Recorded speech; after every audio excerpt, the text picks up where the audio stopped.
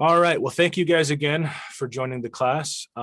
This is, DIY websites, primarily for entrepreneurs. Certainly is applicable to anyone else that is interested in perhaps just kind of creating a website and maybe having never done so before.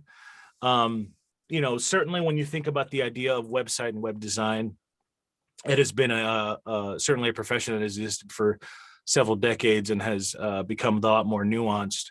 One of the advantageous kind of features of the last decade has been the creation of user-driven tools.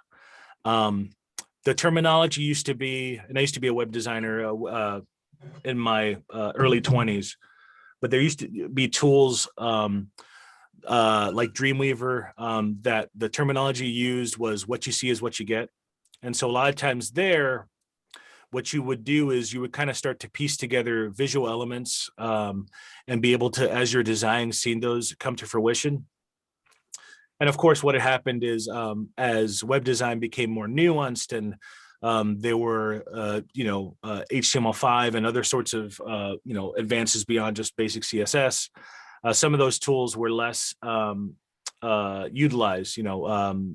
We saw people going into various schools, learning various types of code as the internet was improved and sort of uniformed in terms of the standards that people wanted.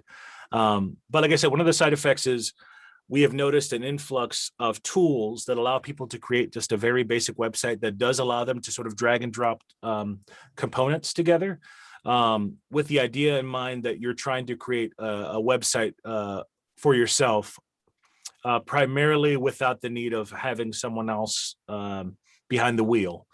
The trade-off is, of course, that while you can, modify it and make it your own, it's not truly as customizable as a standard sort of, person with web design experience could, design something from scratch.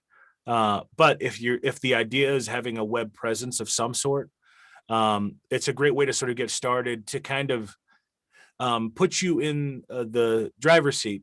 And it's also a great way for you if you end up going down the route of wanting to hire a web designer.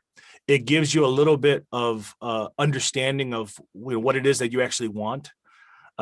Because you had taken some time to say, okay, I messed around with this. I didn't really care for the way that this looked, or, this felt a little bit too rigid. It at least gives you some common ground there, because sometimes there's a gap in terms of the communication language between yourself and the web designer. So a lot of times there's a lot of back and forth, them giving you a couple of drafts and you deciding to tweak those. And certainly will still happen. But like I said, any opportunity for you to get a better understanding of that, so that way you kind of know what it is that you're looking for. I think that's great. And then there are some people that some of these tools, just as they are more than enough for exactly what it is that you want to do. Certainly, as I mentioned, for entrepreneurs, a lot of times that means potentially someone that's a business owner looking to sell some sort of good. And a lot of these tools allow for e-commerce options, but a lot of them also just allow for online presence. So if the idea is to build, if the commodity, if what you're selling is yourself, right, and your work, be it art, be it something else, creating an online portfolio that is accessible is another way to sort of market yourself that you don't necessarily need an e-shop for, but you still can utilize these tools.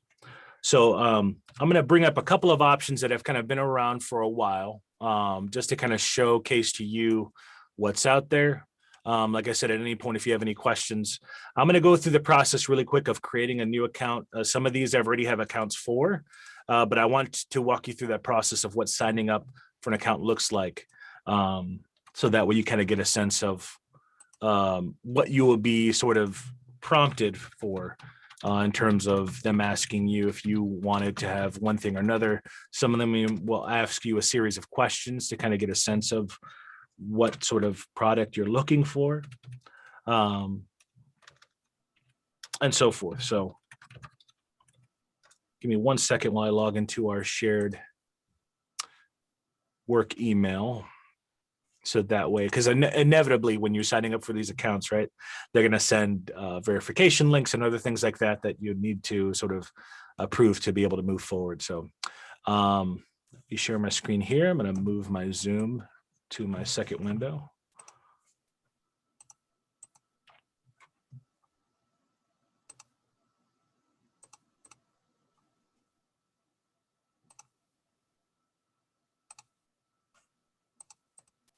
All right. All right, so you should be seeing my screen. This first website that I'm going to show you guys. Oh, we have one more person. Give me just a second.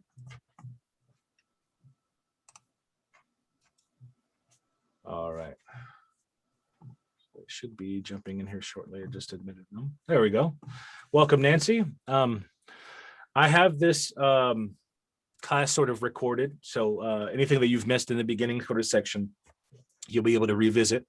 But I was just kind of talking about some of the tools that are out there for you to get started with your own sort of web design that is driven by you. And the first is Wix. Wix is actually one that I utilized as an undergraduate student at OSU back in 2010. So just to kind of give you an idea in terms of how long some of these have been around and are still up and running, Wix is one of them. So I think I might even have my portfolio that I assembled and submitted for a class assignment actually hosted on Wix, which I should find to see if it still exists out there. But you're going to see I'm clicked on sign in. I'm going to instead click on sign up. I'm going to use our Innovation Lab email, innovation@westervillelibrary.org.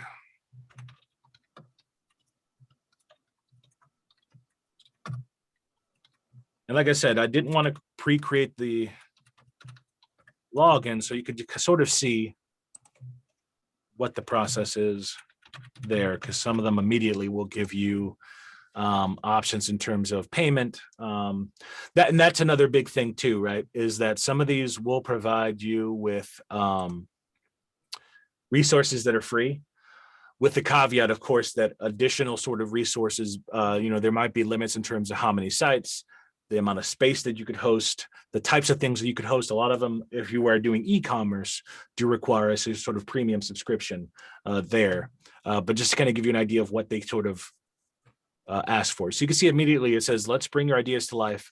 You can hit get started or create for a client. So one of the things to be aware of too is that there might be people that are advertising for services that said that they could do web design for you. And what in actuality they may be doing is this for you. Now, that is not to say that, if you're someone with a very busy schedule, that it's not useful to have someone else sort of taking care of that aspect. But just kind of be aware, because I've spoken with people in the past that have fallen in the trap where someone said, oh yeah, I could create a website for you. But what they're utilizing are these free tools that are out there that you can do yourself. And like I said, even if you end up going the route of then contracting that work out to someone, you at least get a sense of what it is that you want and get a better understanding. And maybe, for as simple as it may seem, you may decide, I'd rather have someone else that has a better aesthetic sort of a mind to take care of that for me, but just be aware. So I'm going to click on get started. You can see here immediately, it says, what kind of website do you need? For my purposes, let's say I want to do an online clothing store, right? So you can see here, there's online clothing store, artisan made online clothing store, if you're someone doing something more handmade. So this, just see for the purposes of signing up here. So you can see, so what would you like on your website? So there are some things immediately built in, right? It defaulted to the online store format, knowing that it needed that sort of functionality built in. It defaulted to having chat as something you could enable and disable. What that means then, of course, is that if you do have chat, that would mean that you would have to man that in some sort of capacity. You would either have to set up the chat to have a live person sitting there, or you would set up the chat similar to sometimes some of the websites that you go to where it's a pre-recorded sort of thing where the person can type in certain things. Maybe it takes them to sections of like a FAQ or some sort of like pre-made existing database of answered questions, or it may be some sort of like contact form that you're notified to then be able to respond to them. You can see here, you can enable and disable a subscribe form. So the ability for someone to be able to sign up for a mailing list built in. You also can enable and disable a forum, but there are also other things on here you could see that are built in. If you are someone more musically inclined, you want to have a music storefront built in. You could have videos that you stream and sell on there. You could also link in your Instagram feed. So if you are utilizing social media in some capacity to advertise for your goods and services, you could have that built in. But I'm going to leave this just as it is now, just online store and chat. And I'm going to hit next. So you can see here, are you really selling products? So I'm going to choose the I'm just exploring option. But you could see if you already had something already made, it would probably prompt you to already start uploading, right? Images, prices, inventory, things of that nature. It says, have you created a website before? So I'm going to say I created a few. That for me, that's true, but also not as accurate. It's been a while since I was doing web design, but so you can see, let Wix ADI create a website for you. It says, answer a few questions and get a website designed for you in a few minutes with custom text and images. So you can go further down the rabbit hole of answering, some things there just for the purposes. I don't want to waste our time doing this, but I would say, if you end up creating an account on Wix just to test it out, go down that route so that way you can kind of see what it is that they ask you for. Instead, I'm going to go this route of choosing the templates. So these are already kind of pre-made templates that you could apply that you could see have some obviously images and things of that nature that of course you'll be replacing with your own. But they have already sort of a collection in terms of the way that it looks, where the logos are, color choices, font choices, things of that nature, just to kind of give you a starting point. But it's all malleable to a certain extent. You're not forced to kind of stick with any of that stuff. But you can see here, there's a kids clothing store, women's clothing store. For my purposes, you can see there's even multiple pages. I'm going to choose this general one that just says clothing store. I'm going to hit edit.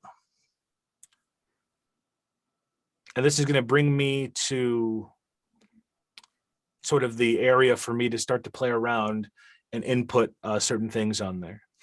And what I'm showing you right now is going to be true for the next resource as well, that I'll go through the process of kind of creating a site for, doing the same sort of thing in terms of logging in. But a lot of ones that allow you to create a site to give you more hands-on experience are similar to other online resources and tools that you may have used to, if you've created an infographic through a web-based browser, if you've created a poster or anything on a site like Canva or anything like that, there's a lot of shared similarities of the idea of utilizing templates, bringing in assets, swapping assets out. So you can see here, you have a breakdown of menus and pages. So you have immediately a site menu. You have your home page. There's a page for collection with sub pages underneath. You can see here that the way that these are sort of, the terminology is nested. So they're sort of nested underneath. You know that this is the main page, and then these are going to be sub pages underneath them. And you can see there's also the site navigation. So you see that there's the home link, there's the collection link, right? These don't show up until you get to those pages. You have lookbook, you have customer care and visit us. You have the ability to add a page. You have the ability to delete pages, to duplicate them. And this is all under the guise of utilizing a ready-made template and not starting from scratch. I'll show you guys what that looks like if you just went without a template, where you start to build in those assets yourself. But more than likely, they have these templates made. Your best bet is to kind of start with one of those and kind of modify it to your needs. So starting here with the home page, you can see that it says allows you to change the strip background. You have up here a text where if you have a logo of some sort, so let's say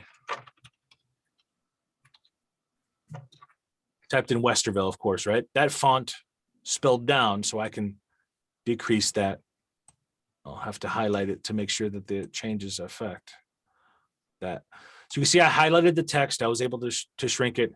I could easily change the font to a different sort of style that I want it to look like.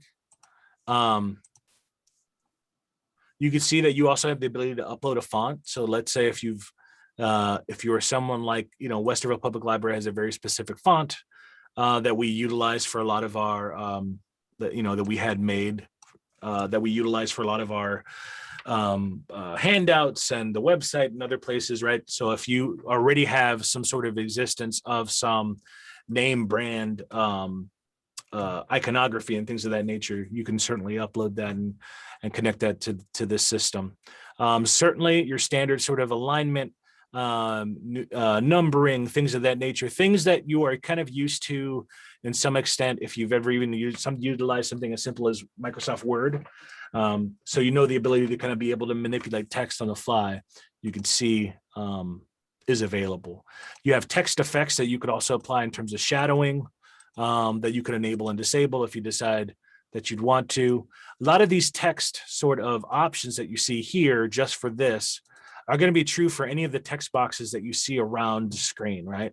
So you can see here, I double clicked on it to edit the text, but you also can click on it once and then choose this edit text option, which might be useful depending on what sort of navigation you may have on your computer. So same here, you know, they have pre-made headings that have presets in terms of the font size, font style. Some people end up utilizing that, especially if you're utilizing a template. If you like the way that the font looks, you can kind of keep that rhythm going where, you know, you will have the headers all in the same sort of text. Maybe the text boxes underneath that have information, you might swap those out.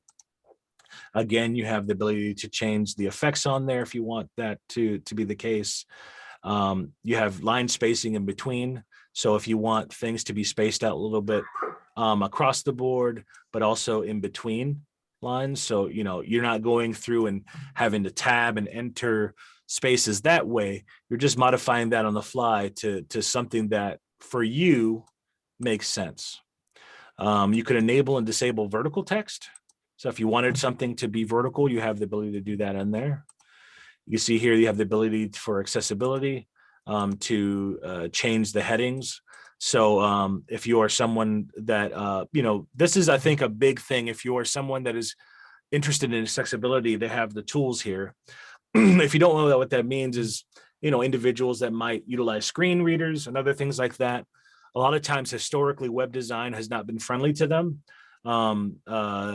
We have created things like alternate text, tags to be able to describe what a photo contains. But like I said, historically, as soon as screen readers kind of came about, people started to really recognize, you know, you're seeing the website, but you're not seeing the foundation of the house underneath, right? A lot of times they're barely held together, or it's just a jumble of code where, you know, things need to be sort of cleaned up. So one of the positive aspects of increased accessibility, beyond just, of course, increased access for people in terms of information, has been people not hiding behind some of the sloppy design that they had been doing in the past. These text boxes that you see here, you can see are clickable. I can move them. It gives me a sort of X and Y coordinate on the page in terms of where that exists. And what's great is, as you can see, as I'm hovering, you'll see these sort of like pink lines that come up. So these are great sort of tools. So that way you sort of know, okay, like, is this sort of aligned with other features on the page? So this, you can see this right alignment hits perfectly with the right alignment of this icon up here for the cart. So, or if you want it to be perfectly center aligned with the general sort of column that it's sitting in, you can see that it gives me that option there. So really allows you to, like I said, customize that, move it around. It could end up being a sort of rabbit hole that you fall down in that I'm sure you could spend a lot of time trying to get right. One of the sayings that I've always enjoyed, and I always thought was true, is the saying that art is never done. You know, you can, if you're doing something creative, you can continue to whittle down that piece of wood until you have nothing left. And so sometimes you have to kind of know when to sort of stop so that we kind of focus on something else. Certainly any sort of artistic endeavor, website design included, you have to kind of recognize when, you know, your chase for perfection is just sort of more harmful than good. So just be aware, like, you know, you can modify a lot of this stuff, but it may be only you that is really sort of paying attention to how precise things are. Over here, you can see that this image is already preset in there, but you can go and hit change image. So I chose that option. You can see here that I have a sort of navigation for different sort of media. It allows me to search for business, fashion, fitness, and more. So let me try something and just type in books. All right, so they have images specifically in media, illustrations, Uplash, and Shutterstock. So Shutterstock is a premium resource, right? That normally if you needed a stock image, you would pay for. Instead of going to Shutterstock itself and having to search, this resource has a built-in. Unsplash that is built in is a free resource that it, along with other resources that are out there like Pexels and other sorts of online collections, are user-driven. People that are photographers and other sort of creative individuals will post images that they've taken or images that they've created and actually put them online for people to be able to utilize royalty resource free. A lot of times just attribution only if you're utilizing it in some sort of capacity. So there are great resources out there to use before you end up going the route of a Shutterstock. Certainly Shutterstock is going to have stuff that's a bit more precise. You can see here a bit more abstract in some cases, but they let you know how much it would cost to include that on your site. So you can see that immediately it says a $2.99 price tag. So just remember, as you're starting to build things, you can utilize free resources that are out there, resources that you yourself have created, but then also there are tools there. So immediately it just kind of made it fit the pre-existing square that existed on that page. If I right-click this again or click on image, you can see that there are settings, there's design. So if you wanted to have a frame of some sort, a border, you can certainly do that. So you can enable and disable that. You can see here in this case, it's one that's color-coded with the sort of color theme of the website itself, with this sort of like mint green. You can see you can discover more frames. Here's one with that adds a white border to it to make it almost look like Polaroid or some other sort of photograph. You have the ability to do rounded edges. You have the ability to make that a circle. What you're doing in these cases too, especially this is cognizant to important to be cognizant of if you're utilizing your own sort of assets, is the fact that you are not manipulating or changing the original asset. This is something that's always constantly ongoing with a lot of web-based sort of tools, is that you don't have to worry about accidentally opening it up in Photoshop or opening it up in Paint and messing with the original image and accidentally saving over it. The flip side is if you do something artistic really neat on one of these, you start to utilize the built-in tools to do the rounded edges or to apply an artistic feature. It's only going to be where that exists, right? You won't have an image of that saved to be able to share freely elsewhere. So just be aware of sort of that trade-off, is that this is sort of a live filters being added to a pre-existing asset that is only, visible and accessible through the site when it's being hosted. I'm going to click on this again. You see that you have the ability to crop the image. So this image that I brought in, you can see underneath, right, is actually wider, contains more than what's there. So by doing the crop, I could decide to actually move this left or right if I wanted to incorporate a different section of that image. I could also drag it out. You can see here through these sections to actually change the dimensions of that. So if I wanted to include the whole thing, now be aware of how that affects your web design, of course, right? You can see that these strips here are built in with the idea in mind, and this is important, of creating something that's going to be more accessible to individuals that are utilizing tablets and other sorts of mobile devices. It was very common in the past when it came to web design that you would have someone that designed a website that was a traditional website, and then as soon as in the late 20-aughts, when we started to see the iPhone and other sorts of smart devices be created, and the iPad continue to do what it does, it was very common that sites would instead hire a different person or the same team to recreate that site. So that way it pulled up a different version of the site when you were on mobile. And what that meant is you had two different areas then that you had to make sure to update if you ever updated what it was that you were selling, if you updated your portfolio, if you updated what content was on the site. It was two different areas, it was two different hosting, and they were never sort of intertwined.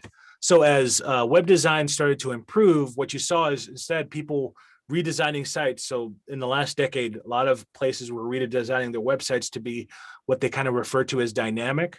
So that way, no matter what sort of device the person is accessing that website from, it will sort of make sure to fit as best as possible what's on there. So that way, the user experience was the same no matter what sort of device you were utilizing. So as I said, these sort of strips help to kind of keep that framework in mind, but also be aware a lot of these have a built-in sort of toggle up top. So you can see I'm looking at it in desktop mode. I'm designing of what I want it to have in desktop mode, but I could toggle that to the mobile version. So you can see here that it already sort of fits it to an outlook of what would be available and how things would be laid out if I was on mobile. So this is something to keep in mind because, you know, you certainly have this framework, right? We're working with a website, and, you know, when you're thinking about people on desktops and other devices, you know, their screens are getting bigger and wider. So sometimes we think, oh, we have a big canvas to play with and I could put a lot more. It's always kind of important to be aware of, okay, if I do that, am I including some information on the outskirts that in my mobile version I have to sort of leave out?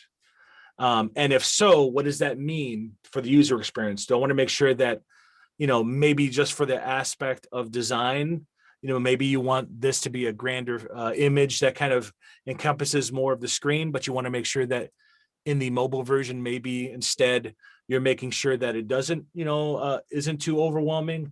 If you're including things like infographics or other things that are text heavy, you know, text and image together, it's a lot easier for us to see those on the bigger screens. But as soon as we're having to force to kind of see that on a smaller screen, we're losing the detail. So if you're utilizing charts and graphs and things like that that are very detailed, maybe you might want to consider a different version of that that only includes the pertinent information that instead you might put on your mobile site that you don't have on the full site. So this is a great sort of option, like I said, as you're messing around, starting to create. I would probably recommend when going through something like this, start to bring in your assets and start to create the website as it is. And then toggle over to the mobile version and see in this format what you might want to modify, what you might want to swap out because of the way that it looks. Another thing that people do, even with this preview of a mobile, is that once they have their site sort of ready to test out, they'll make sure to actually pull them up on actual different devices. So, you know, you might say, okay, I have an iPhone and you have an Android phone. Let's make sure to pull up the site on there. You know, even if it's not officially live, maybe you have like an unlisted sort of link or something like that. You log into your account and you're testing it out to kind of see what that looks like in that environment to make sure that the user experience is there. That's usually a good sort of approach to do, just to make sure that it's user friendly. I would say the same if you're thinking about individuals that are utilizing tablets and other devices like that, to kind of pull them up on there just to kind of see more and more, you know, if someone has Google Chrome or another sort of browser installed on their phone, or even if they're utilizing like Safari on an iPhone. Some people prefer the look of the desktop because sometimes it's just visual. Other times it's because there's certain functionality that the web designer has not put on the mobile version that you then have to ask for the desktop version for. So a lot of browsers, they actually have the tool to be able to say enable in desktop mode. Or and so what that would do is the browser would, no matter what the device was, would show the desktop version of your site. And so the usual rule of thumb is that, you know, you want to provide most things on the mobile version of there while being aware of the restrictions. But there are some times where somebody might want to enable the desktop version. If you notice that a lot of people are doing that, maybe that is something that you might want to incorporate on the mobile version then, if a lot of people are having to do that. But just something to be aware of. That's really going to be dependent on the sorts of kind of feedback that you may get from individuals there. So we were just kind of looking up here at the top. You could see, I'm going to go back and just talk about some of the navigation here. So you can see I have the home page, collection, lookbook, customer care, and visit us. What's great about this is I could easily drag and drop to reorder links. So if you are starting to create your page navigation and decide, okay, maybe I want, customer care to be right next to visit us, I have the collection. If instead you want to have the sale page instead of being a sub page of the collection, let's say you want to bring it up to the main navigation. You can see here that by dragging it and just scooting it to the left, this little gray shadow underneath has snapped up. So now it included that on the main navigation. I could take that away again and include it on this if I want to have it to be a sub page. But you can easily do that. You also can easily, again, especially with templates, right? Some of this stuff may not be pertinent to you. So you may go to a page like this and decide you don't need it at all. So you can actually delete it from your navigation. You also can choose to hide your page. And what that means is that page will still exist. But let's say you have a service that is temporarily unavailable, or let's say you're actually building a page and the rest of the site is ready to go, but you want to hide that as you're working on it, you can. So you can see just quickly hitting show and hide would hide that from the people accessing the site. And this is kind of a common thing, as people are updating their sites, as long as it's not something that's in mass, the site will be live, but they're just focusing on updating those small pages to, update either the information that's on them or to kind of revamp them completely. And as I mentioned before, you certainly can choose to delete them. You can see here you have the ability to immediately just scoot it up to the main page. So even though you can easily drag and move those around, you also can utilize those tools to allow you to bump it up or down. In this case, I'm going to delete this page completely. It's going to ask, are you sure you want to delete the page sale? I went ahead and hit yes. As I mentioned earlier, even though a page was there, you can also click add a page. So I can click on that. You can see that now there's a new page. And so it's just blank, right? It keeps the up top navigation. It knows where it is in regards to everything else, but it's just blank. So I double clicked on this so I could rename this. You can see that the motif here is uppercase. So of course, in the case of this, if we wanted to keep it the same, I'm just going to keep it as new page just for now, but of course you can rename that to whatever it is that you want. Once you're here, this is when it's important to kind of be aware of the different assets. So, all of those templates, just like if you go into PowerPoint and utilize a template or any other sort of software, it pre-generates it for you, but you're not required to keep them on the page. And you also aren't limited to just utilizing the template pages that are made for you. So you can see over here, I have the option to click on background. So if I wanted to have a background image or a background color, or even a background video playing, you could do that. Just for the purposes of this, again, I'm going to choose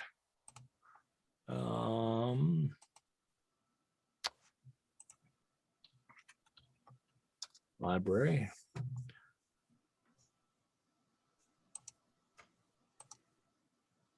So I went ahead and changed the background there.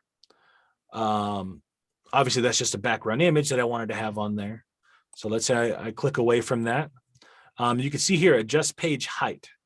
So this right now is a smaller page, but I can actually drag this down. So if I wanted to have a longer page with more content, you could do that. And so you see what happens is that the background stays where it's at, and the person can continue to scroll and look at the content that's there. So let's say you can see here that I went in the background, I changed that option. You can see that there are settings. You could have, you could change the opacity of the background. So if you wanted it to be there, but maybe a little bit opaque, so that way it's less distracting. You could, especially if you wanted to have more content sitting on top. You can see here that there's scroll effects. There's none. There's parallax, which means that it'll always be at the top there, scrolling with it. You also can change that to freeze. So because of the image not being very long, you can't really see the difference there. But if you had a longer image, you'll see that parallax would allow you to scroll down, see the bottom of the image, and then kind of stay there, where freeze would just be that top section. I'm gonna leave that to none now. You can see that you could change how you want it to fit.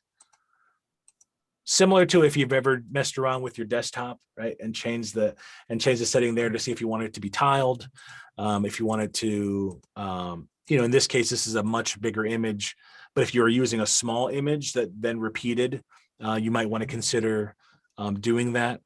I'm going to go to ads. This is where you could kind of see a lot of the tools and sort of subsets of what it is that you may want to include in your site. So you can see this option of a strip. What that means is you can see here, there's like a welcome sort of little bumper type thing that you could include. You could highlight sort of services at the top of the page. You could highlight individuals, like if you wanted to highlight team members and people that are on their staff.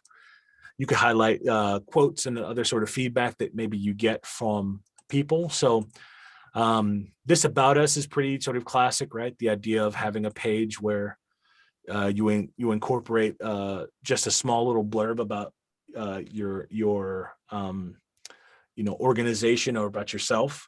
So you could include this on a homepage if you wanted to, right? With this, a quick introduction of who you are, and maybe the read more button. You can see here, I double clicked on it, right? So I could change not only what it says, but what does it link to? So it could link to something else. It could link to a document.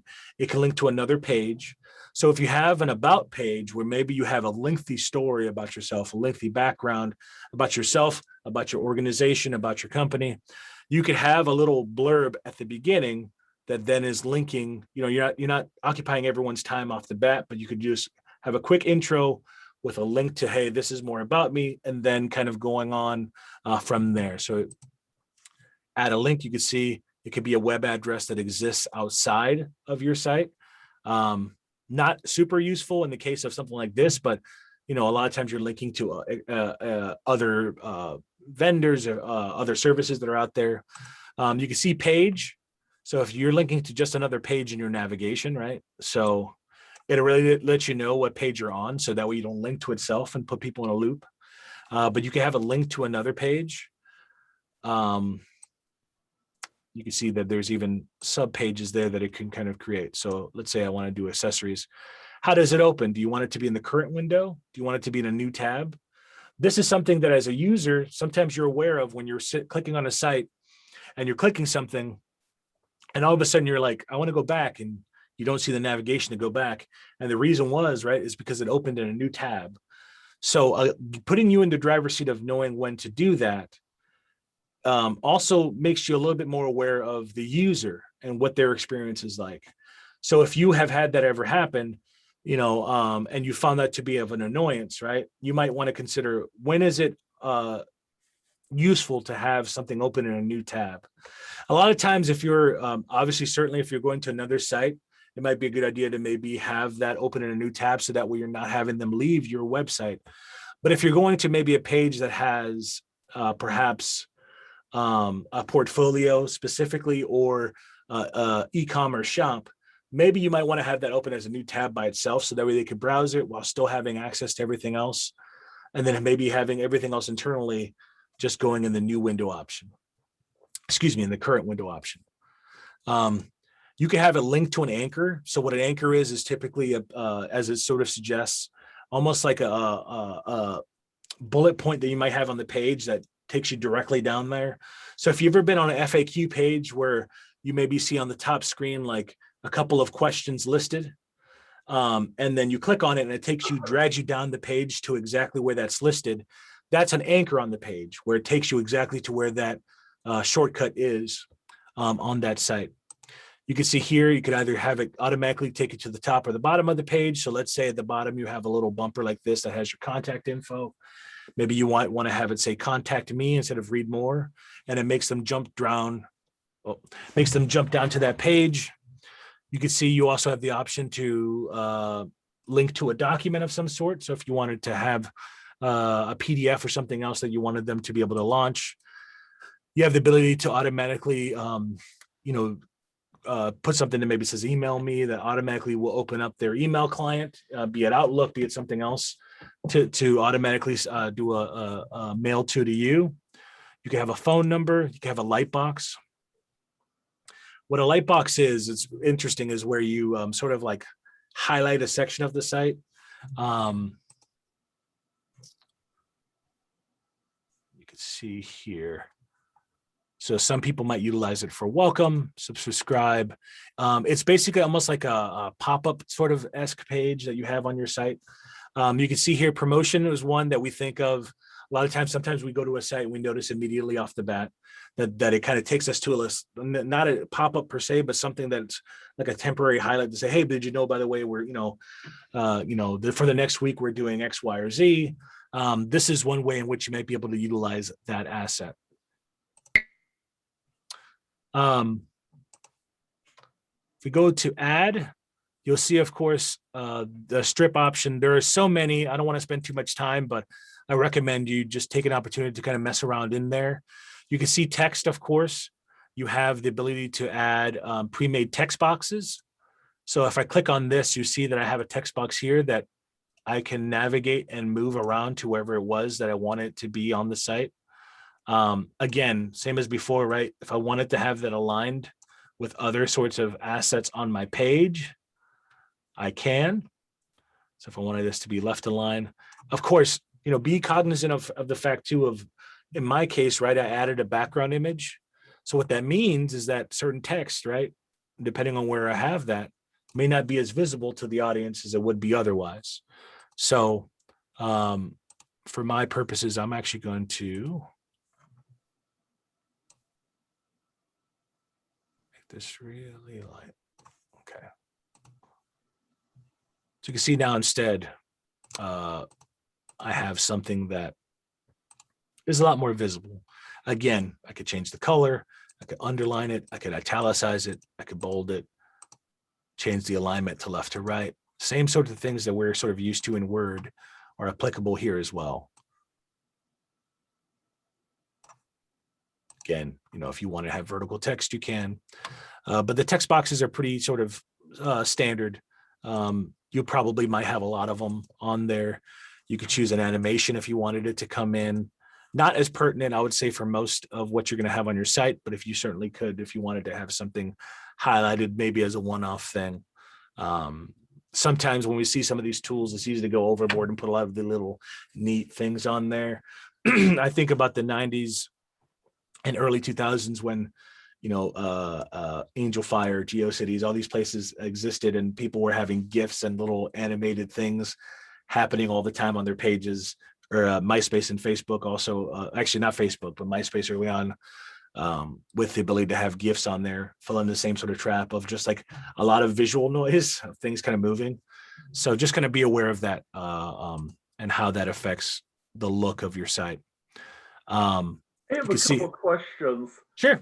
I was wondering what the cost of using the service is, and if you set up something like an online store, is Wix going to be taking a cut of the sales, or how does that work? Yeah, let's take a look at that. So actually, let me I'm going to talk about a couple of more of these, and then we'll talk about some of the pricing, because that ends up being a big thing, is trying to determine, because truly Wix is one, Weebly is another that I've used, that's actually owned now by Square. Squarespace is a big, constantly sort of advertised one that if you, especially on podcasts and other places like that, where a lot of podcasters themselves will utilize Squarespace. All of these, Squarespace especially is a more of a premium one where you end up paying for the service. Weebly and Wix will give you free versions of it if you just want it for a portfolio or a blog. But as soon as you incorporate the sale of any sort of good, one, you're always going to need the premium, but then two, you'll need to start looking at the prices to kind of figure out what sort of cuts they may take, um, because those are the only times in which they'll ask for money. The other time they may ask for money is if you want to have it to, like, so for Wix and Weebly, right? If you wanted to send someone to your site, it would always be wix.com/ what have you. If you wanted to be www.yourcompany.name or your name or what have you.com, these always require some sort of premium payment. So you certainly can go GoDaddy or one of those other hosting options, but you can still do it this way and pay the premium. So that way you have your own, you remove any sort of logo or reference to Wix or Weebly or any of those services. They don't necessarily put a watermark, but they do have logos on there. They say, created by Weebly, created by Wix, but you could have that direct URL. So you end up usually paying if you want to have that. But especially, like I said, if you go the e-commerce route where there's going to inevitably be some sort of cut that they will want as part of that. You can incorporate images on here. So, you saw earlier, I clicked on a pre-existing image on the page and just sort of swapped it out. But if you didn't have an image on there already and you wanted to incorporate that similar to the text boxes, you can click on that. I can click on upload media. You can see here, you can link it to various sorts of accounts. So that way, if you wanted to incorporate images from your own Facebook and Instagram and stuff like that, if you're doing it for the purposes of an organization, it might be useful to kind of have that connected off the bat. I'm going to include my own goofy headshot that I have here that you'll be able to see on the website at any point that you go there. So you can see I included this. I'm going to crop this a little bit, right? Cut out background. What that was able to do is it detected that I had a solid background. And without me needing to go into Photoshop or anything like that to remove the white, it was able to actually detect the lines. So what that will mean is when I hit save and it includes it on the site, I'm actually going to kind of be existing on top of everything else with a clear background that I could then move around. So you can see here now the white background is gone. So I could scroll this down. You can see as I drag it out, it extends the page. As I go down, as I go back up, it goes back to its original dimensions. So if I wanted to include that here, I could. You can see I could always click on the settings.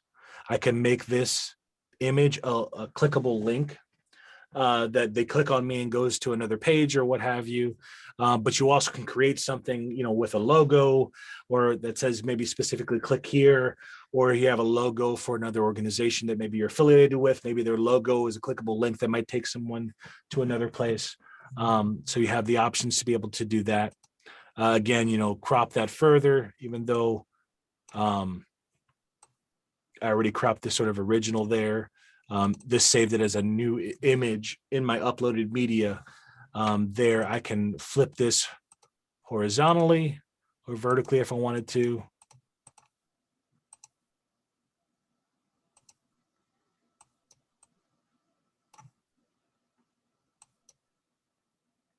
I could add a sort of shape crop. This is only really useful if I had something that probably had a background, so you could kind of see the difference there. I could zoom in onto the image itself if you wanted to, just within that sort of bounding square that exists. You could apply filters. So if I wanted to make myself look like a Jedi ghost, I could. But you certainly don't have to. Again, right, it does something that is specific. It does nothing to change the original image. It's just a temporary sort of filter that you're applying to where this exists here. But that's true for a lot of images that you might have on the site. So if you want to add something on there and be like, oh man, if I had a sepia tone or maybe a gray tone or something like that, it'd be kind of neat. And I don't want to, change the original image, and I don't really have Photoshop or the tools to be able to do that. You could do that just within this setup. You could add a gallery, as you can see here. So if you have a collection of images that you wanted to incorporate, if you're doing some sort of portfolio, you could decorate. You can see a wide array of just various sorts of options in terms of icons, images, other sorts of things that if you wanted to, have things sort of highlighted or pop out. It's really sort of, it can seem overwhelming because you have so many options, but just be aware of, just because an option's there doesn't mean you have to use it. You want to just think again about the purposes of what you want to create, thinking about your audience, thinking about what it is that you're advertising, be it yourself, be it your products, and try to find things that make sense to your brand, to yourself, without distracting and too much from your audience. So you can see here, there's lists and grids that are pre-generated. You have the ability to upload videos on there. Like I said, a lot of these things you can do. But you also see here, upgrade, right? So it says limited time offer, upgrade now to save 50% on our popular premium plans. What that gives you, says here, get a free domain to connect to your site. So that was what I was mentioning before, where instead of it being wix.com/David Reyes, it would be davidreyes.com if I wanted it to be. Enjoying limited bandwidth and extra storage. So if you're uploading a lot of images, a lot of things like that, connect Google Analytics. This is really important, right? So if you wanted to actually see what sort of engagement you have in web design and web hosting, you're able to actually a lot of times see like, okay, how many people have visited my site on a given day? Where were they located in terms of the country or the world? How much engagement with my links within my page do I get? You get all of that analytics if you upgrade to a premium version.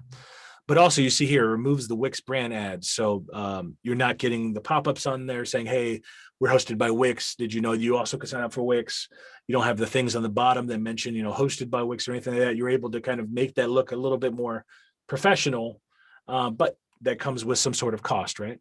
So you see upgrade and save 50% or on compare plans. So I'm gonna look at their page here. So you can see there's multiple tabs depending on what it is that you're doing, right? So it's upgrade your site with a premium plan, 14-day money-back guarantee on all premium plans. So you have just website plans, right?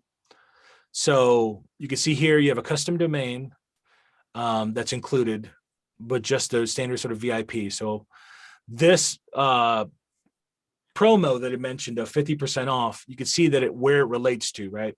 It relates to just a website plan. So first priority support, $19.50 a month. It costs nothing to be on Wix if you wanted to create a site that is at wix.com/whatever and put your stuff on there, build a portfolio. Again, as I mentioned, I came across this site as a student, and I had my stuff hosted on there because I didn't want to pay money to have it officially hosted elsewhere. For the purposes of this, of just being able to direct someone to an online presence, this is a great way to get started without having to pay for additional. So just be aware that this doesn't include the sort of free account that you can potentially get. But you do get the custom domain. You say free domain for 1 year. So that means web hosting, right? So that means an ongoing cost long-term for that to be the case of them hosting your site. So get a free domain voucher for 1 year, offer valid for the following extensions: .com, .net, .org, info, biz, rocks, pictures. You remove the Wix ads, free SSL certificate. Says keep sensitive data on your site secure. So if you are someone, that has an e-commerce shop, you want to make sure that, this is something that's important. You can see here storage space, right? 35 gigabytes, video hours, 5. You can see the pro is less because it's a smaller sort of commitment. And then you also have the entrepreneurs, right? The freelancers. So this is kind of the cheapest. So it's kind of going the opposite of what you normally are used to, where it's kind of building.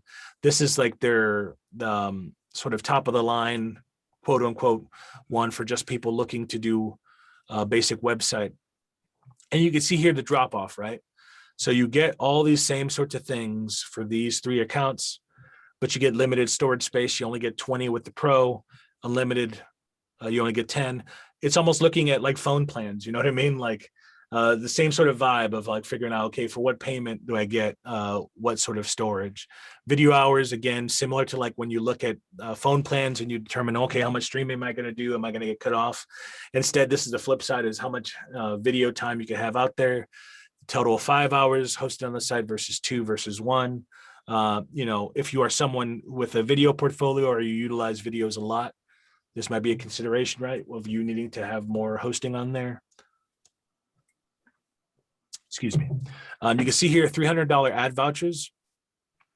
So he says, get $300 in ad vouchers, $100 for Google ads with the $25 purchase, big ads, and local listings. So what that means is that built in, then you have the ability to be able to create ads that exist, like I said, on Google and other places that this voucher already includes. It does mention $25 purchase. So you probably have to pay $25 worth of ads on Google to then also get the $100 credit, which then means, as someone not big, I don't have a site that pays for ads or anything like that, but inevitably that means more ad time, more Google is, the more that individuals pay, of course, the more they seem to exist on, when you're searching out there. So if you're looking to get your name brand out there, just be aware. And other sorts of things, you get Visitor Analytics app free for 1 year, Site Booster app. So a lot of these additional things probably you end up paying for typically, right? On top of it, a lot of these include them off the bat because there are also plans specifically for business and e-commerce, right? So if you need someone, on top of whatever it is that they include, but also providing you with secure online payments, plans and reoccurring payments. So if you are offering some sort of subscription service to your audience, you can see here that you'll want the business and e-commerce plan. And subsequently, right, you have 50% off this VIP version, you have unlimited, you have basic. You can see here, the basic does accept online payments, but you have some more limitations in terms of what's available to you. Mainly, the big difference you can see here is video hours and storage space. So, you have less storage space on the basic versus the VIP. They also have something here. You can see 24/7 customer care, but then they have a priority queue. So it's almost like paying for a Disney Fast Pass, right?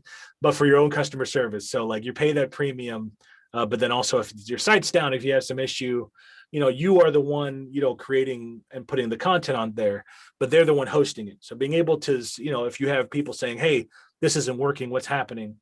You don't have your go-to team that you would if you were doing this on the side. Instead, you have, obviously, you're utilizing Wix or whatever other service and their sort of support team. You can see as you scroll down further, you have unlimited products. So there might be a limitation in terms of how many you can showcase on there on the lower versions versus this. Abandoned cart recovery, so recover lost sales, subscriptions, multiple currencies, automated sales tax. You can see here is built in, advanced shipping. So things specifically, if you're looking to sell, you can see sell on marketplaces. So that looks like that probably ties you into other places. I'd imagine places like Facebook Marketplace and other things like that. This would give you the ability to kind of exist on those, to have ads on those pages when people are looking locally for things that they then click and then take and redirect to where you are. So I see that you've had some questions posted. Oh, thank you for letting me know. I apologize. Oh, sorry about that. So yeah, Nancy, you mentioned about the recommended fonts for use in pages that would be viewed on a phone. Typically, not really. I think for most of the dynamic sort of considerations, one thing to kind of keep in mind is that if a font seems busy and hard to read on a desktop, more than likely will probably be hard to read on a mobile phone. So, even if it seems really artistic, unless you have it as maybe like the top part of like, if you're doing a logo or some sort of welcome thing, something that's a little bit more abstract may not translate well, like I said, to a mobile phone, but you always can toggle back and forth to take a look at that. But, and like I said, people can still modify and decide to look at the desktop. But I think a big thing is just visibility overall. Anything that's going to affect visibility on a desktop inevitably is going to do that on mobile. The Wix free version, is it free only for a certain time? No. So Wix and Weebly and all of them, you create a free website, you go in like I just did today. But like I said, as of right now, it's just wix.com/ whatever it is that I want to make it. but it does not provide me with any of the things that this does here, the unlimited, right? So I have a smaller capacity in terms of what I could have. If I tried uploading video, it may let me know, hey, this is a premium service. So just be aware that you can create a free app, a free account with a lot of these if you just want to. It may be a good idea just off the bat too, just to dip your toe in just even the idea of creating something on there. Squarespace does not offer a free version, unfortunately. When I signed up earlier today to confirm, what they do is they give you a free trial of 14 days. So you're able to create everything. And then as soon as it goes to host it, it's like, okay, you did your free trial. Now here's the payment options. So Squarespace doesn't provide that. It used to be the case that Wix and Weebly, there was more of a clear distinction between I'll preface it by saying that before I taught here, I was teaching at a university for a couple of years, and these resources were available a lot of times to students. And, if they had to create a site, create a portfolio for grad school or whatever, Wix and Weebly were great because they could do that for free. And then, everyone started talking about Squarespace and it started to come up, but they never, ever had a free version of their service. It was always designed more toward, maybe people like yourselves that are looking to, have a lot more e-commerce in mind. So what has happened in lieu of that is that Wix and Weebly, where before they didn't really have the tools built in to be able to do e-commerce, have subsequently included those as well. So what's great about that is you could then create a free Wix, a free Weebly page, see if you like the navigation and things like that, and then decide if you want to from there create it. But also you can go to Squarespace, do their, I would say Wix and Weebly certainly, as for starters, absolutely is a great place to just, if you haven't messed with online-based sort of design like that, where you can kind of bring in elements, it's a great way to do that with no one has to ever see your site, or it could be like mine, like I said, that I created almost 11 years ago that still exists out there, that has the projects that I made. But and then you can decide from there if you want to navigate further. But yeah, Squarespace used to be not only the paid version, but the templates and stuff like that used to always be a little bit nicer than what you saw in Weebly and Wix. And subsequently, then now that they have premium versions in those software, the templates is also improved quite a bit. So, but Squarespace, they advertise a lot. Sometimes you may see deals and other promo things like that. So something that you might want to consider there in terms of what that is like. I'm going to quickly, let's see, it's already 11:09. I'm going to quickly log into the account that I created for Weebly so I can show you how it's similar enough to Wix without going too in depth on there. But I just want to show you that since that's another one that is utilized a lot. You can see here that you can kind of create an account. So I'm going to do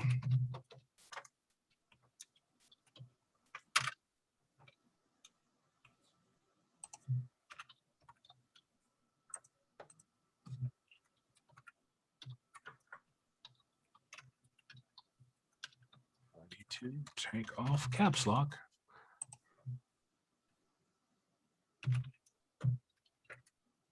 I'm not a robot, which is what a robot would say.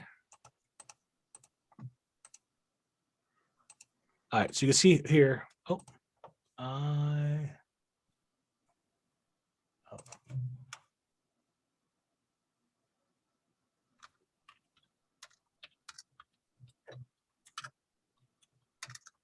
You never make as many typos as when you're doing a live online class. That's when you have an audience, that's when your fingers decide to be clumsy. So you can see here immediately upon creating, this is something I noticed in preparation for the class, is it asks you right off the bat, what kind of website would you like to create? Now, what happened with Weebly, as you can see here, it was purchased by Square.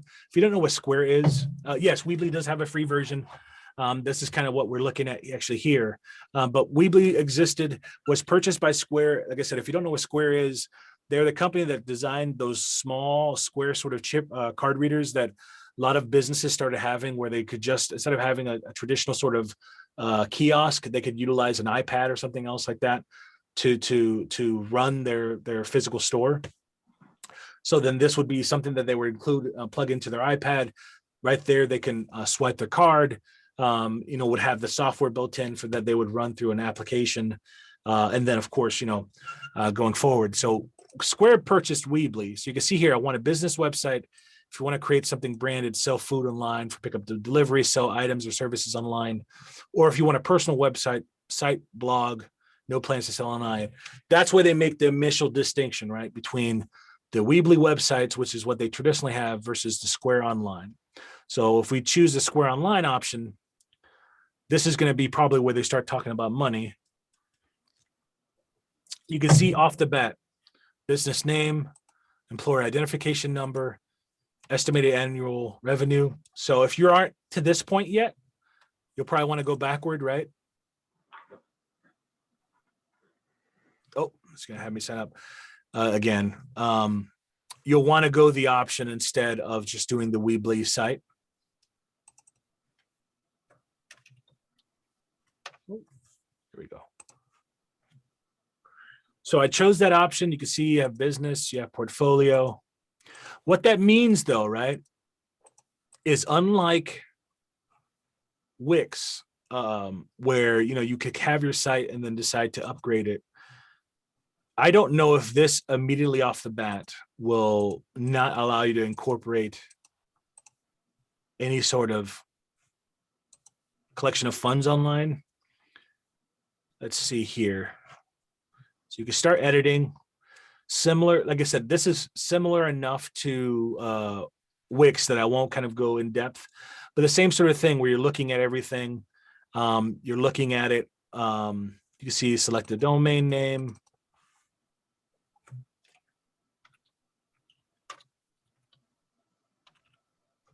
I'm sure that this exists.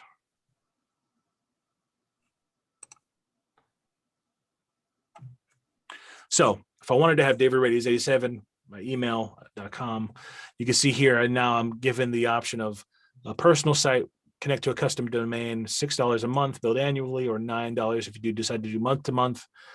Build a professional branded website for your business. You can see here, accept payments through PayPal, compare all features. So this is where we wanted to see, right? So you can see a processing rate. So this is something like you were, not exactly kind of describing what cut they have out, but things that you're going to consider if you are someone that's an online retailer, is going to be where, like how much of each transaction is going to be taken out for that. You can see here the amount of items, options, other sorts of breakdowns, where this performance option gives you, be able to apply shipping discounts, priority support, again, just like Wix did, where if you pay for the higher premium one, you can jump up in the queue in terms of getting assistance there.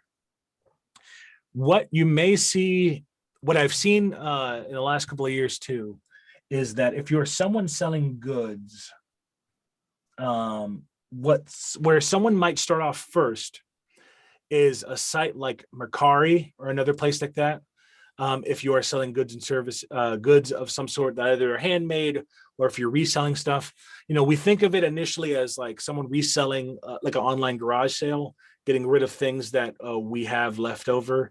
Facebook Marketplace is another place that people do that locally, but also now have built-in tools. Like if you wanted to sell outside of your local area, where you can mention like, okay, this is going to cost to ship it and what have you. Of course, eBay existed for a long time, and people had eBay shops where maybe they sold things that they kind of created or reselling. So all of those inevitably, right? You don't have your own website, but you do have a dedicated page that people can go to shop. So you have other options first that are more traditional, other than making a site. If you wanted to sell goods and services, I think about Mercari because I have sold and resold stuff on there, and immediately upon hosting, it lets you know, okay, you're selling it for this price. We're taking this much of a percentage, a 10% or whatever. You'll get this much back. Do you want to have free shipping or not? What have you? You'll be more in control of that stuff if you do the e-commerce route here. But then, of course, then you are in charge of like figuring out, it's not a place that's generating, UPS or USPS labels for you. You have to do that all on your own. So I would say this route, if you're thinking about your own company. Oh, yes. Oh, actually. So Mercari is an online marketplace. Really, really, really sort of outfitted for mobile. It really excels there. There are always advertisements on there. I have sold like items like my daughter just turned 5, so sometimes things that she's kind of outgrown, clothing that she barely wore, old toys and things like that. I'm also an avid collector of action figures.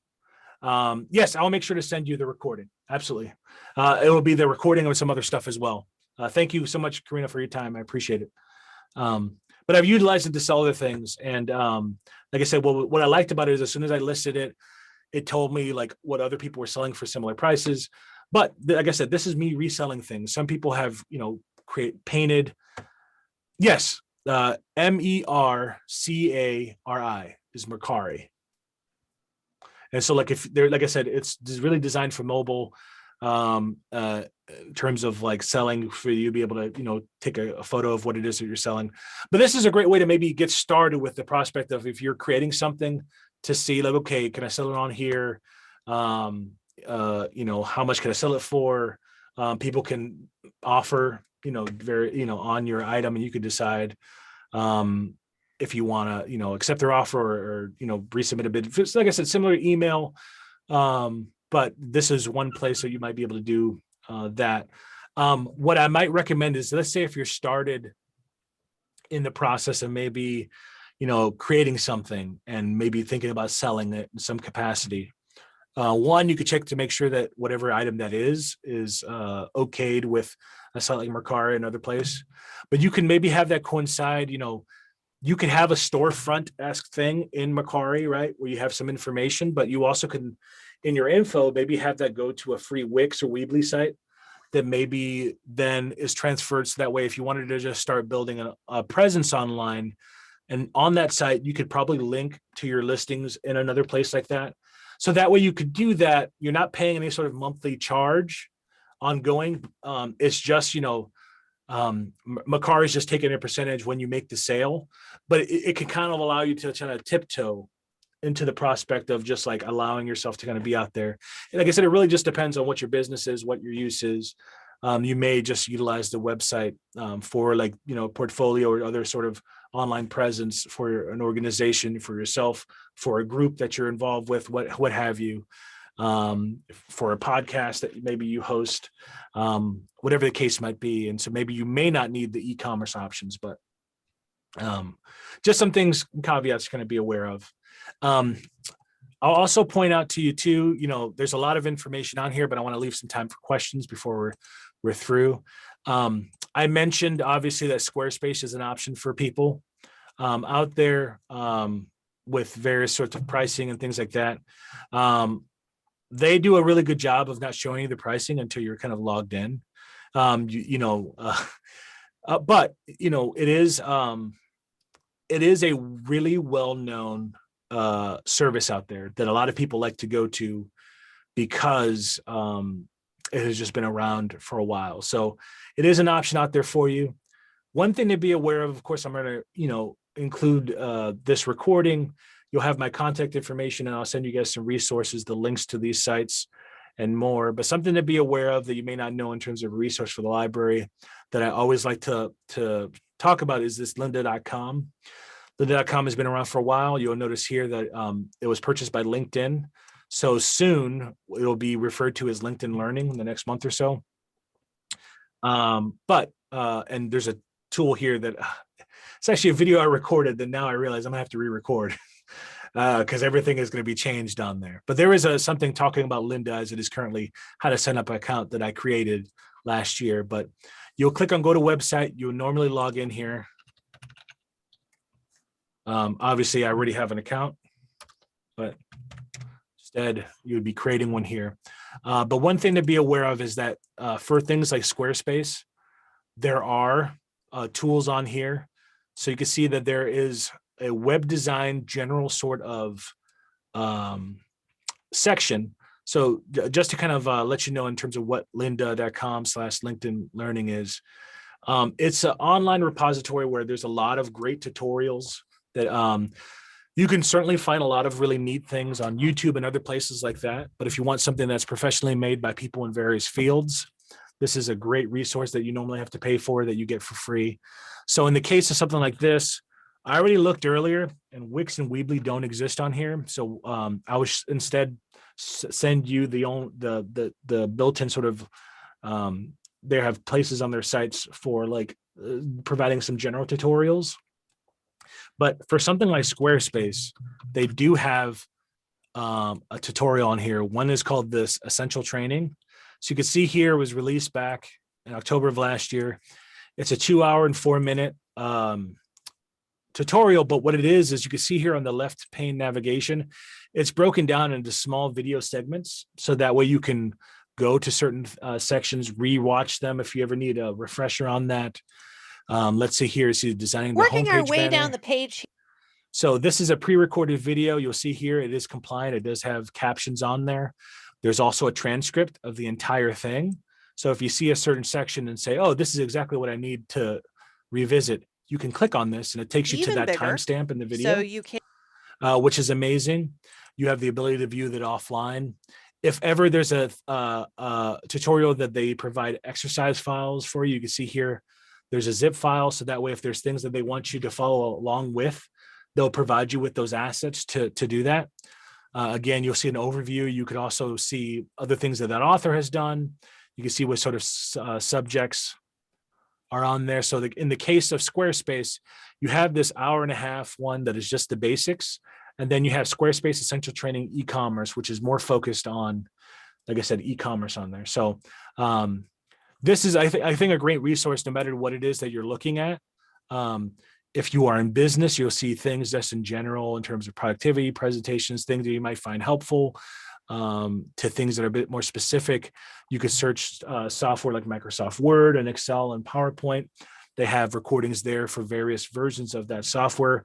I always like to pair that off and let people know when I'm doing technology classes, no matter what it is, because inevitably there's always something there that might be useful.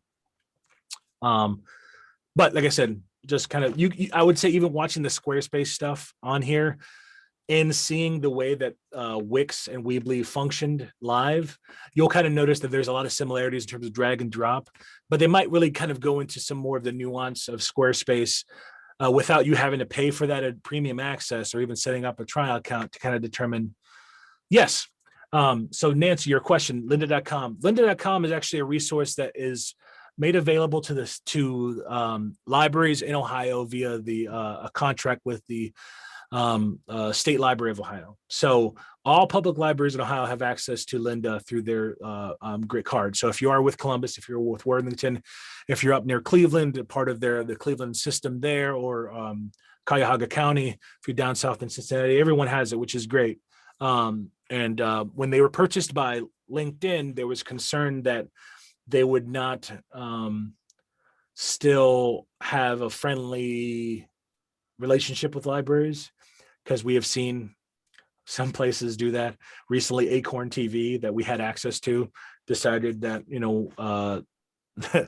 they gave us a bit of a sample, and then now that, they sever that connection with libraries. So we see that all the time, unfortunately, but we were happy that they were able to kind of create something there. So going forward, once they does officially become LinkedIn Learning, will allow people to do that. I think there was a requirement initially that they had to have a LinkedIn account. We knew that some people didn't want that. So now you can link it up with your LinkedIn account, but it's not a requirement there.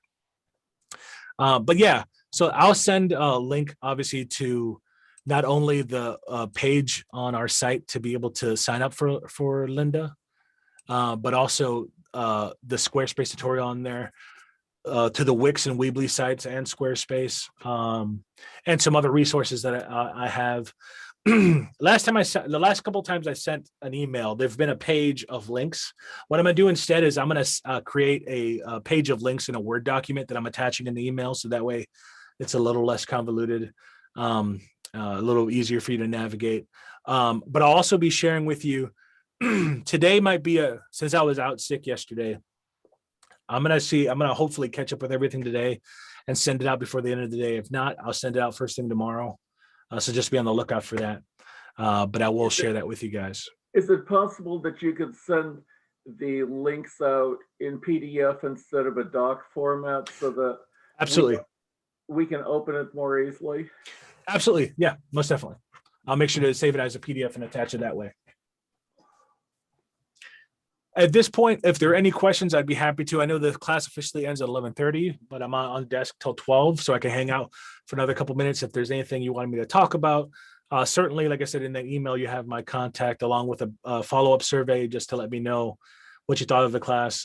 Please fill that out and give whatever feedback, including it's also an opportunity for you to mention if there's any sort of class you'd like to see in the future. That's a great way for us to know because myself will see it, but also my supervisor and other people here. So that way we kind of know what needs are out there. But otherwise, you guys are all set. Thank you, Sandra. I appreciate your time. Hopefully not too overwhelming.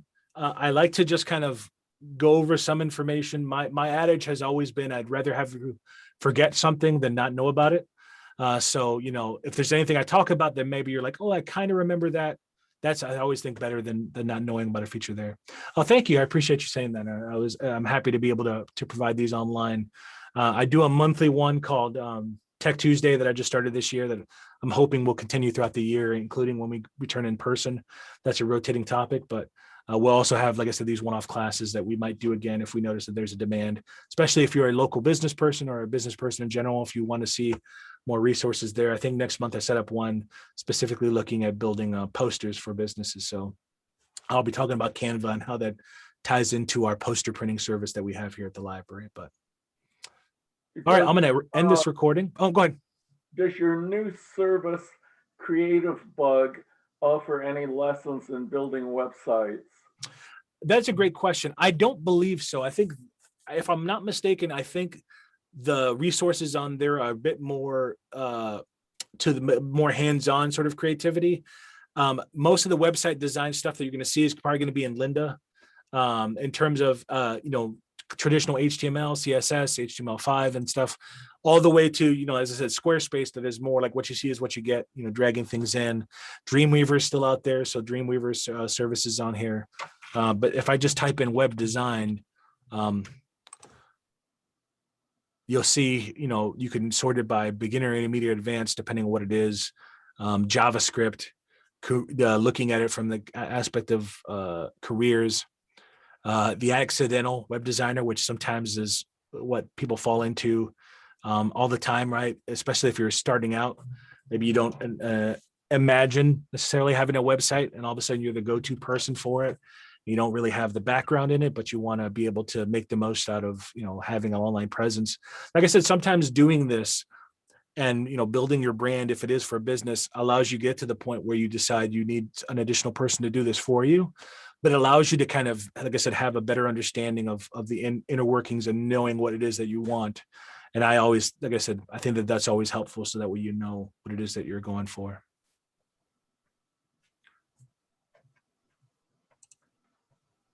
All right, I'm going to stop the share.